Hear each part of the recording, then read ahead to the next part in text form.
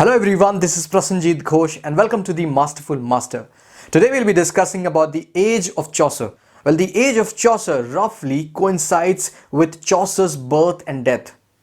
Well, it's a transitional period which looks back as well as forward.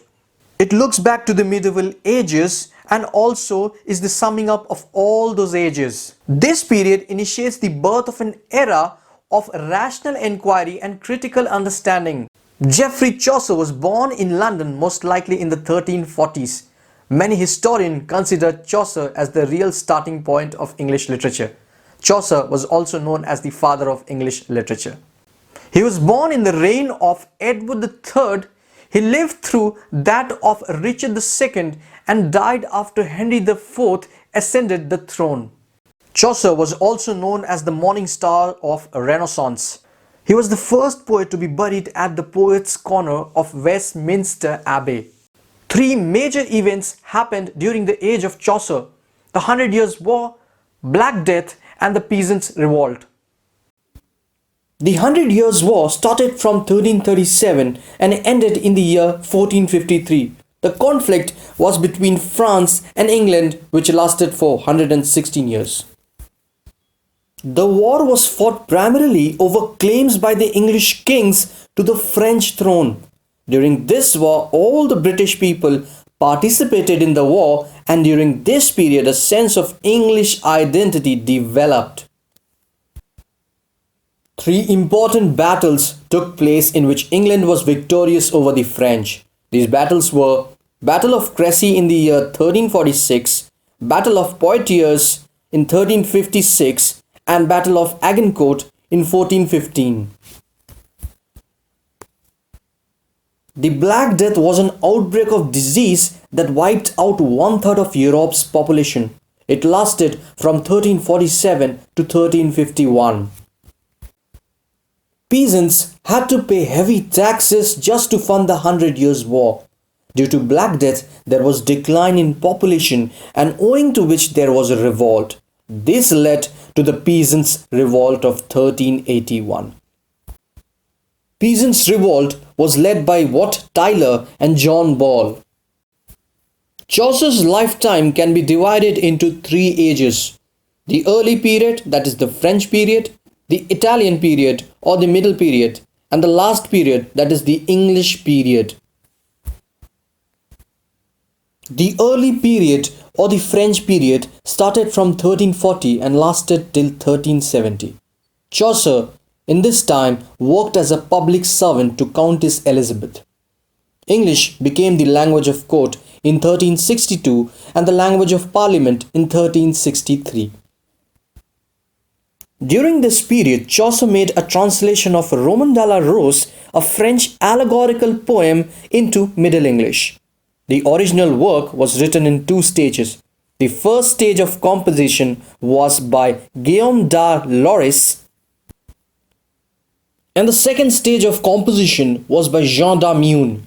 This allegory provides a psychological analysis of the experience of love from lovers and from the lady's point of view.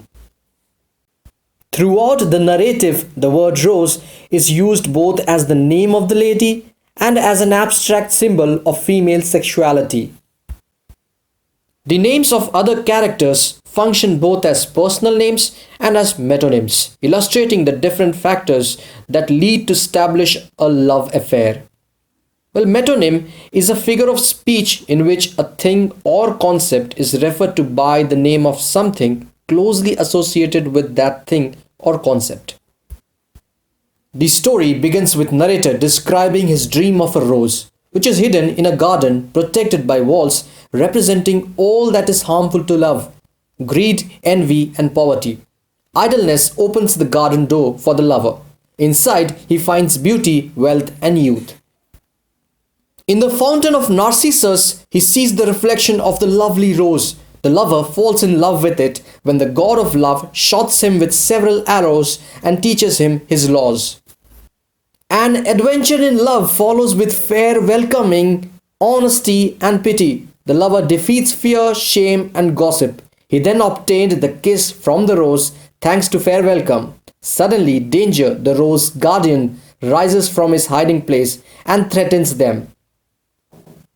Guillaume de Lorry's part ends here with the lover outside the castle. That's because the lover is separated from the rose.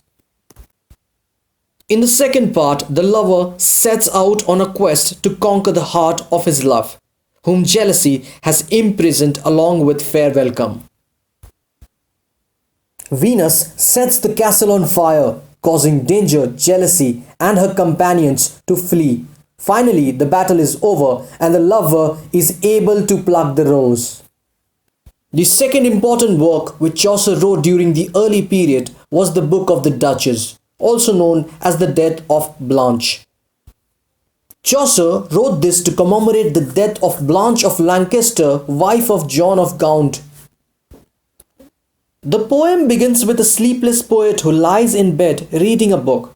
The poet reads a story about sex and Alcyone and wanders around his thoughts.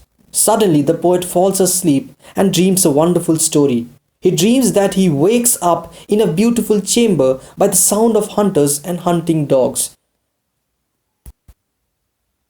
The poet follows a small hunting dog into the forest and finds a knight dressed in black who moans about losing a game of chess with fortune.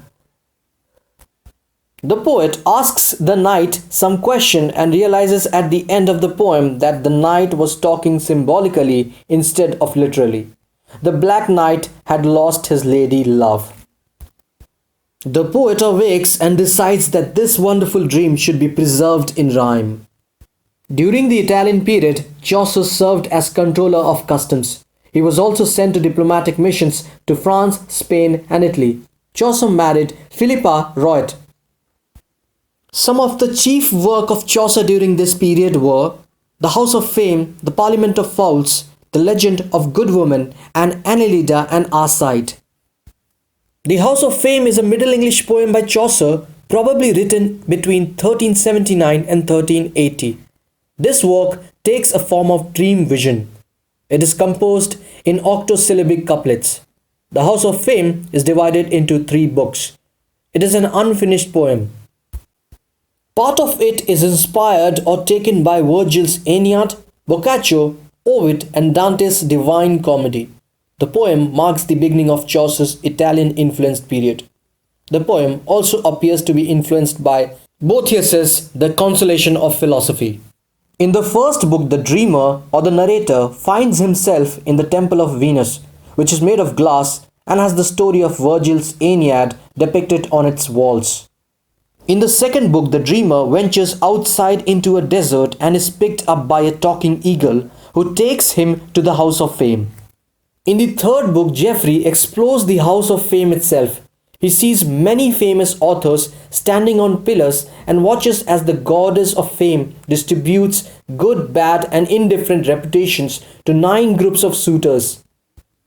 Finally, Geoffrey is taken to see another edifice. Chaucer enters the house and sees a massive crowd of people, representing the spread of rumor and hearsay. He spends some time listening to all he can, all the lies and all the truth, but then the crowd falls silent at the approach of an unnamed man who Chaucer believes to be of great authority. The poem ends at this note, and the identity of this man remains a mystery. Another work by Chaucer during Italian period is Annelida and Arcite. It tells the story of Annelida, queen of Armenia, and her wooing by false Arcite from Thebes, Greece. The poem uses some elements of Tessida of Boccaccio and the Bede of the Roman poet Statius. Italian poem can be clearly seen in the poem.